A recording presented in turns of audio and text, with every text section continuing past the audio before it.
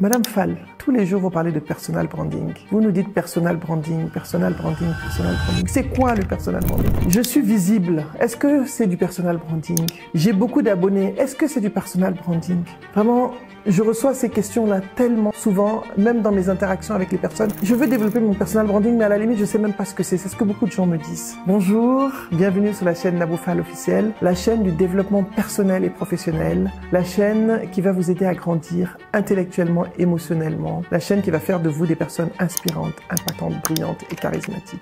Je suis Nabou Fall et je suis contente de vous recevoir une fois de plus sur la chaîne pour parler d'un sujet qui me tient à cœur, bien sûr, puisqu'on m'appelle la reine du personal branding. Et le personal branding, c'est extrêmement important pour moi, c'est extrêmement important pour vous aussi.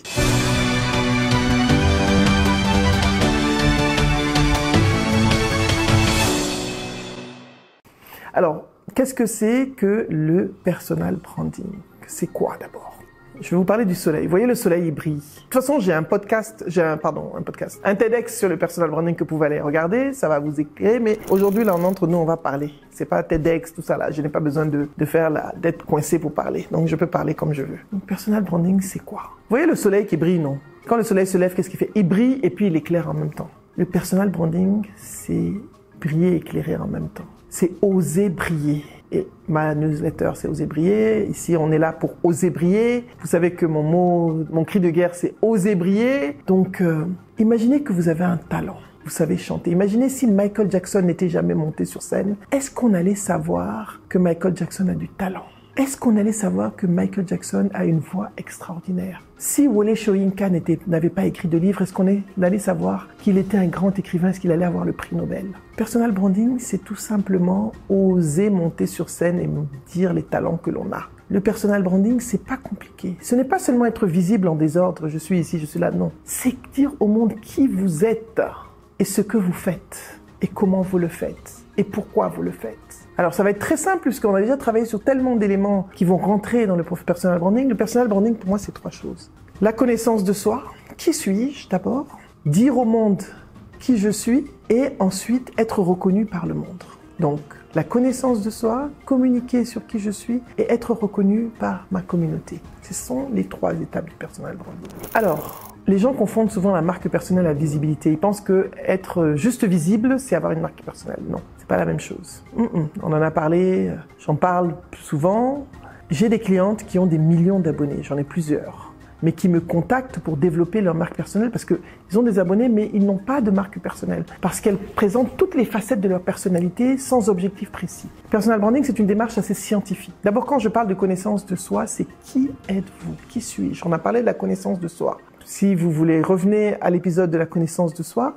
Qui est-ce que vous voulez être en ce moment-là, en tenant compte de votre authenticité? Quelle partie de vous voulez montrer? C'est très important. Je prends un exemple très simple. Il y a des personnes qui, à un moment de leur vie, sont des chanteurs. Des Américains, des Français, des Africains sont des acteurs, des chanteurs. Et à un moment, leur carrière change, ils deviennent des acteurs. Donc, il y a un rebranding qui se fait entre le chanteur et l'acteur. Quand vous changez de profession aussi, vous devez faire un rebranding. Donc, qui êtes-vous à un moment X, qui êtes-vous à un moment Y, etc. Mais il faut tenir compte d'une chose, au-delà de la fonction professionnelle, le personal branding, c'est multidimensionnel. Qu'est-ce que je veux dire par multidimensionnel? Il englobe et il intègre plusieurs facettes de votre personne. Il englobe votre personnalité, vos forces. Il englobe aussi vos passions. Qu'est-ce qui vous passionne? Il englobe aussi, votre vision, votre mission, etc. Ça, on connaît les valeurs. Il englobe aussi quelles sont les personnes qui vous inspirent dans votre vie? Quelles sont les personnes qui vous inspirent? Est-ce que c'est vos parents? Est-ce que c'est votre prof? Il englobe aussi une chose importante. Pourquoi est-ce que vous pensez que à ce moment X, maintenant, vous avez besoin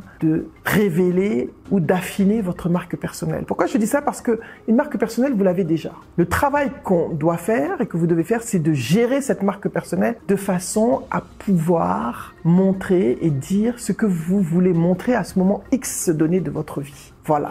Donc, vous devez travailler sur ces différents éléments. Et je ne vais pas me répéter parce que j'ai le TEDx qui est là, mais là, on va vraiment aller sur une méthodologie, quelque chose qui va vous éclairer. Moi, je dis toujours que le personal branding, c'est aller de l'intérieur vers l'extérieur. C'est très important. On a parlé d'authenticité. Une marque, vous devez être authentique. Une marque personnelle qui n'est pas authentique, elle ne résonne pas avec les personnes. Elle n'inspire pas.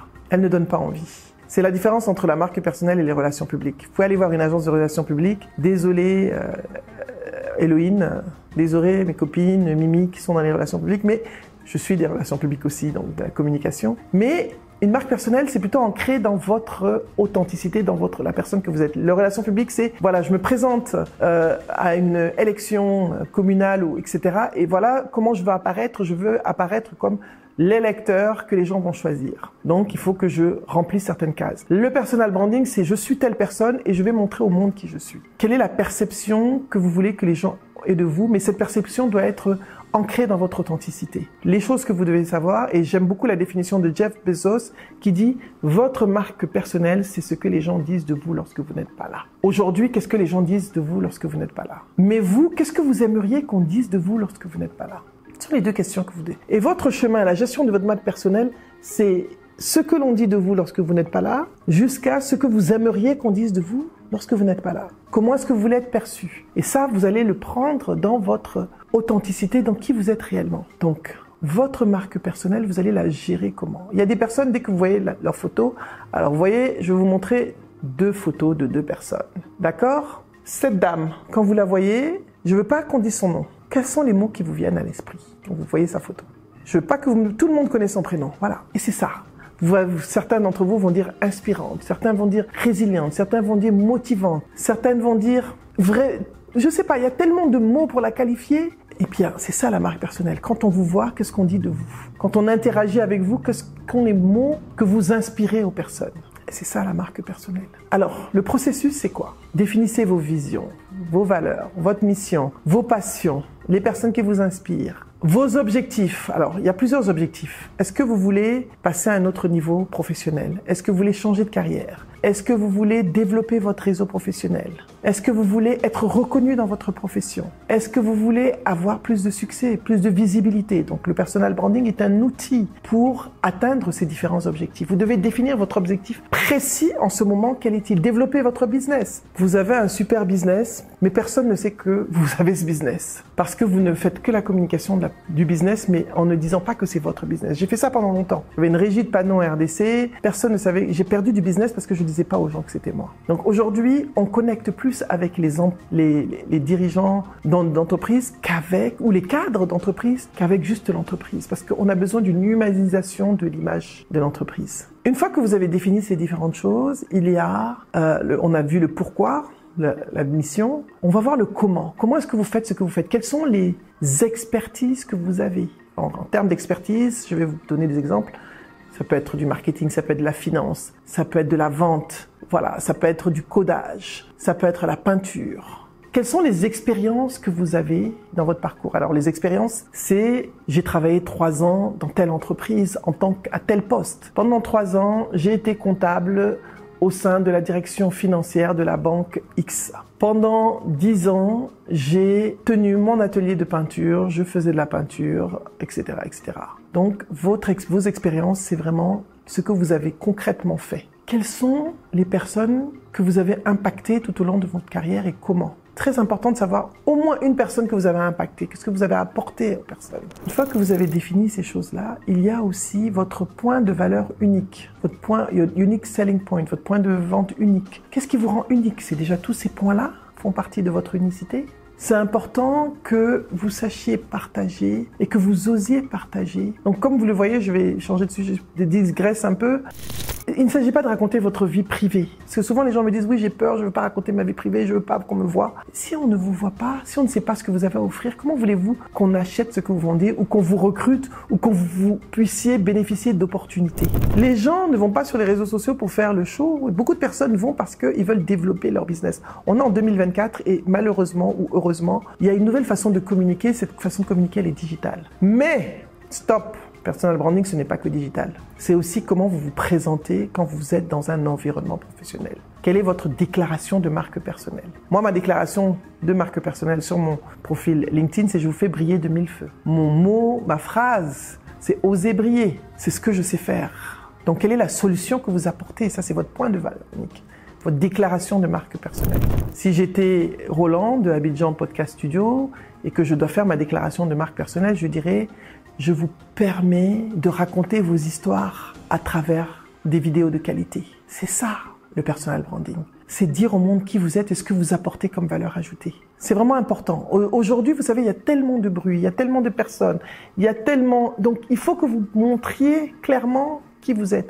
Vous pouvez pas être plusieurs personnes en même temps. Vous pouvez être plusieurs personnes, mais vous n'êtes pas obligé de montrer que vous êtes plusieurs personnes en même temps. Sinon, les gens ne savent pas tellement comment vous situer et où vous situer. Je vais prendre l'exemple d'une personne qui a plusieurs talents. Parce que les gens me disent, oui, mais j'ai plusieurs talents. J'ai dit, quand je vois certains posts sur les réseaux sociaux, et je pense que l'autre jour, Yannick Boka, qui est un frère à moi, qui a aussi un podcast sur le speed coaching, disait, une seule personne, toi seul, tu es monteur, tu es copywriter, tu es closer, tu es ceci, tu es cela. À la fin, tu embrouilles. Parce que tu es trop de choses en même temps. Et je vois souvent ça sur LinkedIn.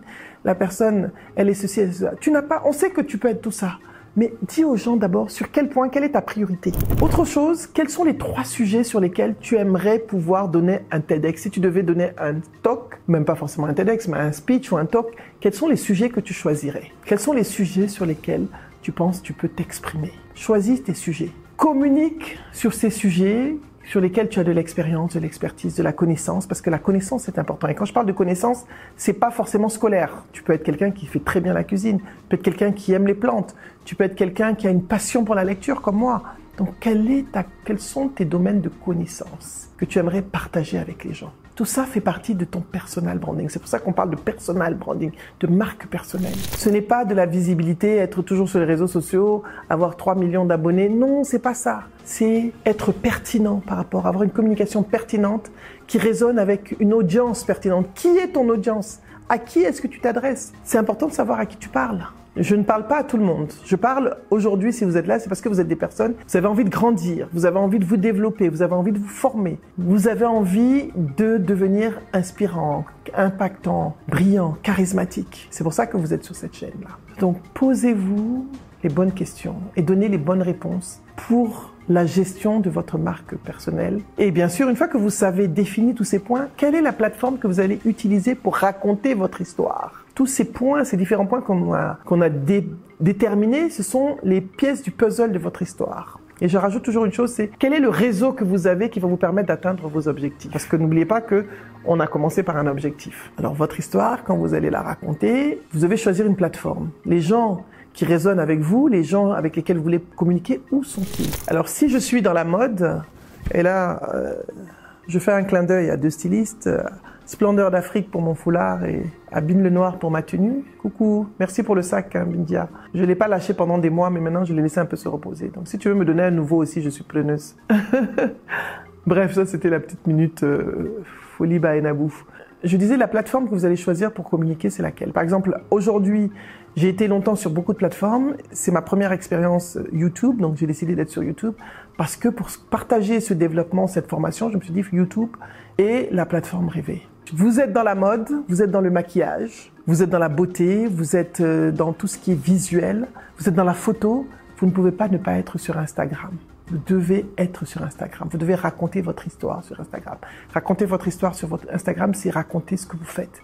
C'est-à-dire montrer ce que vous faites et qui vous êtes. Vous devez être aussi sur Facebook, mais surtout sur Instagram, c'est important. Vous êtes un professionnel qui veut développer sa carrière, vous ne pouvez pas ne pas être sur LinkedIn. Vous êtes quelqu'un qui a des choses à dire souvent, qui a besoin de toucher certains leaders d'opinion, vous ne pouvez pas ne pas être sur Twitter. Sur Twitter, beaucoup de leaders d'opinion internationaux sont là et c'est eux-mêmes qui tweetent. Ils n'ont pas de community manager, souvent. Facebook, vous voulez développer votre notoriété globale, vous devez être sur Facebook. Développer une audience. Développer du business sur LinkedIn. Vous voulez communiquer, apporter de la valeur ajoutée. Moi, j'aime beaucoup TikTok. C'est une plateforme qui est très intuitive, très facile, qui permet de partager de la vidéo facilement, qu'on peut développer et partager ailleurs. Et ça nous permet de parler directement avec les gens. Ça nous permet aussi d'avoir une communication décalée, d'être dans l'humour. Et TikTok est important pour les maquilleurs, pour les artistes visuels aussi. Donc, je vous demande pas d'être partout, mais choisissez vos 2 plateformes sur lesquelles vous allez pouvoir raconter votre histoire. Et raconter votre histoire,